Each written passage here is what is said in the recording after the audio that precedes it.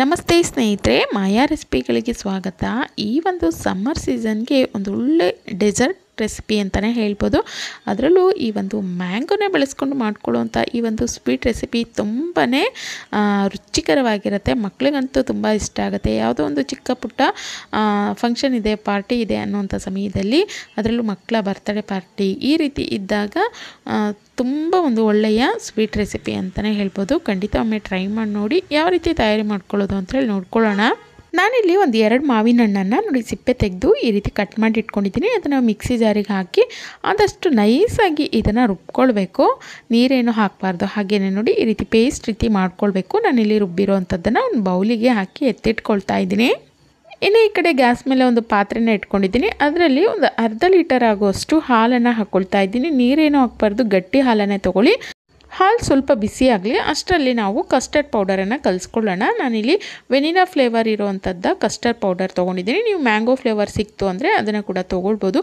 ಒಂದು 2 tea spoon ಆಗೋಷ್ಟು custard ಪೌಡರ್ಗೆ ಸ್ವಲ್ಪ ನೀರು ಹಾಕಿಬಿಟ್ಟು ನೋಡಿ ಈ ರೀತಿ ಗಂಟುಗಳು ಇಲ್ಲದೆ ಇರೋ ಹಾಗೆ ಕಲಸಿಟ್ಕೊಳ್ಬೇಕು. ನೋಡಿ ಈ ಕಡೆ ಹಾಲು ಕೂಡ ಕುದಿ ಬರಲಿಕ್ಕೆ ಶುರುವಾಗಿದೆ. ಈ ಸಮಯದಲ್ಲಿ ಒಂದು 3/4 ಕಪ್ ಆಗೋಷ್ಟು ಸಕ್ಕರೆಯನ್ನು ನಾನಿಲ್ಲಿ ಸೇರಿಸ್ಕೊಳ್ತಾ ಇದ್ದೀನಿ. ಸಕ್ಕರೆ ಸ್ವಲ್ಪ ಕರಗಬೇಕು.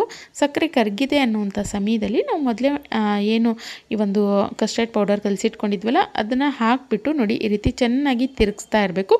ಇದು ಸ್ವಲ್ಪ ಗಟ್ಟಿ ಆಗಬೇಕು. ಒಂದು ಕುದಿ ಬರೋದೂ ಬೇಡ, ಸ್ವಲ್ಪ ಅದು ಹಾಗೇ ಗಟ್ಟಿ ಆಗ್ತಿದೆ ಅನ್ನುವಂಥ ಸಮಯದಲ್ಲಿ ನೋಡಿ ಇಷ್ಟು ಪ್ರಮಾಣದಲ್ಲಿ ಗಟ್ಟಿ ಆಗಬೇಕು.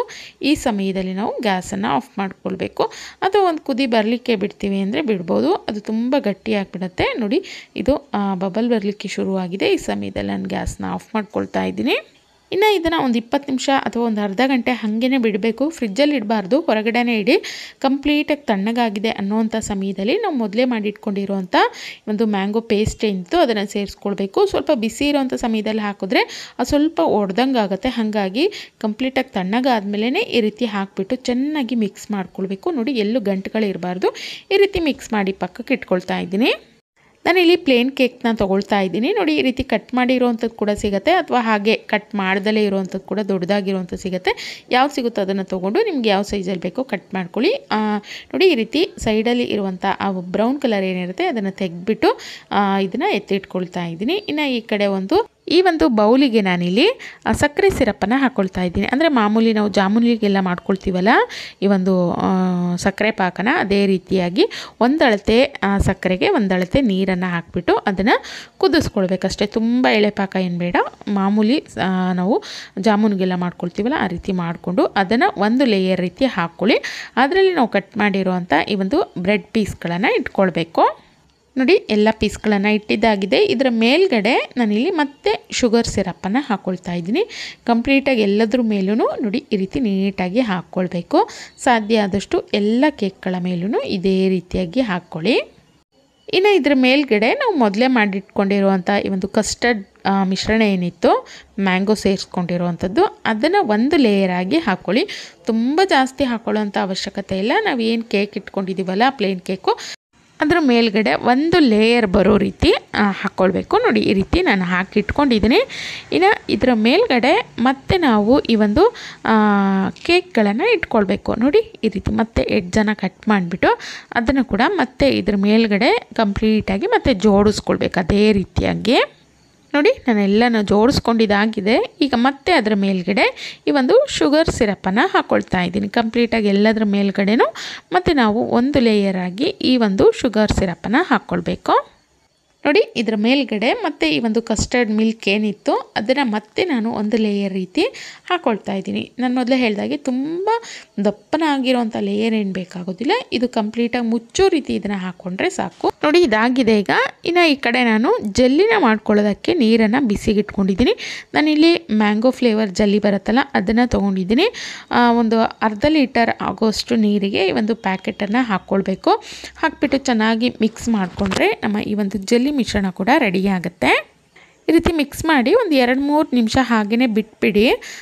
ಇಳಿಸಿದ ತಕ್ಷಣವೇ ಹಾಕಬಾರ್ದು. ಒಂದು 2-3 ನಿಮಿಷಗಳ ನಂತರ ಈ ಒಂದು ಬೌಲಲ್ಲಿ ನಾವೇನೆಲ್ಲ ರೆಡಿ ಮಾಡಿ ಇಟ್ಕೊಂಡಿದ್ದೀವಲ್ಲ ಅದರ ಮೇಲ್ಭಾಗದಲ್ಲಿ ನೋಡಿ ಈ ರೀತಿ ಈ ಒಂದು ಜೆಲ್ಲಿ ಮಿಶ್ರಣವನ್ನು ಹಾಕ್ಕೊಳ್ಬೇಕು.